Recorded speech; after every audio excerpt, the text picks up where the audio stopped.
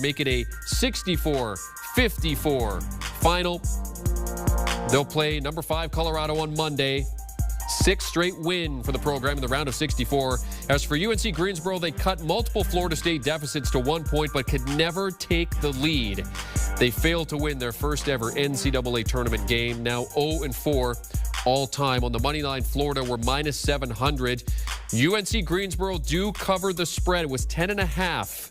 They lose but cover. As mentioned, now 0-4 in terms of getting a win, but 4-0 against the spread in the tournament, and the under hits. Leonard Hamilton with Allie LaForce after the game. Coach, first off, congratulations on this win. We have to start with the three-point shooting. You come in with the best three-point shooting percentage in the league, and you win this without a single made three. How did you overcome it? Well, I think that's just kind of part of guys trying to get to a place where we haven't been in a while, and they were anxious. There's no doubt about that. We're a good three-point shooting team. But I thought our defense picked up a little bit tonight. I thought we got the stops that we needed and hit the free throws down the stretch. You know, this is hopefully we'll get over that excitement of being here in the NCAA tournament, settle down a little better, and hopefully we'll perform a lot better the next game out. That had to lead to the 15 turnovers, and UNCG was a team that was able to capitalize off of those turnovers. How much will you address that with the team leading into next game? Well, we've been addressing it now for almost 3 months. You know, so we address it every day, and every day's practice. I just think that's part of growing and learning and developing. We've had games where we've turned the ball over 6 or 7 times during the course of the year.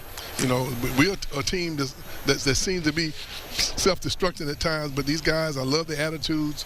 They cheer for each other, and hopefully we'll settle down and execute a lot better. I believe you're a little self-destructing too in that boot with the Achilles tear. Your locker room was far. Are you going to look into the knee scooter next time, or are you going to keep wearing it? Hey, be very honest with you, I didn't even know I had a boot on.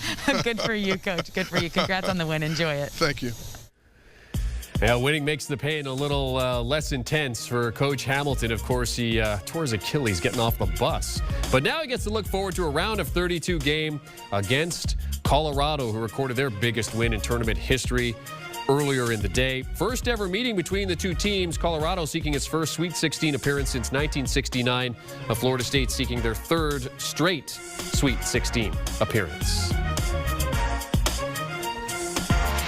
And let's now welcome in CBS Sports college basketball analyst Chip Patterson. Chip, this was a battle for a while here. FSU came in 10.5-point favorites, but Eastern Washington, it looked like they were going to be able to trim that right to the very end and perhaps even take this.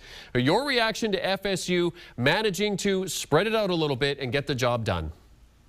It's really nice to just have 7-footers all over the place and so much size and so many bodies. It's so interesting because, you know, we mentioned that 0 3-pointers made for a team that ranks in the top 10 nationally in 3-point percentage. And, you know, they only even attempted 1 after halftime. So they start off 0 for 8 in the first half. And it's like Leonard Hamilton, Stan Jones, and the rest of that Florida State staff. They're saying, you know what? Forget it. Act like this is, you know, the beginning of basketball and we don't even have a 3-point line. We are only going to worry about getting it inside. We're only going to worry about getting stops on defense and trying to get easy buckets the other way. Let's utilize our size. Let's utilize our athleticism. Let's try and figure out a way to get stops. Now, that is something that I think Leonard Hamilton attributed to the nervousness and just sort of getting used to the NCAA tournament. But there is one other aspect of this game that I do think is a little bit more concerning, and it has to do with offensive rebounding, because like 3-point shooting percentage, Florida State is among the 11 best teams in the entire country in offensive rebounding percentage. The clip that they had in this game against UNC Greensboro would have them ranking outside of the top 300 nationally. So you got to find ways to get more offensive boards, because that's part of the Florida State recipe for success. So that's something that I do not necessarily attribute to nerves. Good execution by UNC Greensboro to make sure you're boxing out, but that is a toughness, a hustle, a game planning thing. Florida State, if you are going to be able to play against a Colorado team that put up a 90 burger today, you need to be able to get the easy buckets where you can. You need to be able to do them on the offensive glass. But the turnovers, the missed 3-pointers, all of that, I will agree with Leonard Hamilton. We can attribute to a Seminoles squad that, you know, maybe was starting to feel those NCAA tournament butterflies. I think that there will be a much better and more well-rounded offensive performance. Again, Jeremy, it's crazy. They only attempted 1 3-pointer after halftime. They just quit. They said, you know what, we're just going to go inside. We're go inside, utilize our size because we don't think UNCG can beat us there. And sure enough, that was the recipe to avoid an upset. Well, and ironic too, because they didn't hit the three. Now they face a Colorado team that couldn't not hit the three in their game in the round of 64. Now that we know that these two are going to be facing off with each other in the round of 32, I mean, how do they stack up for you, Chip?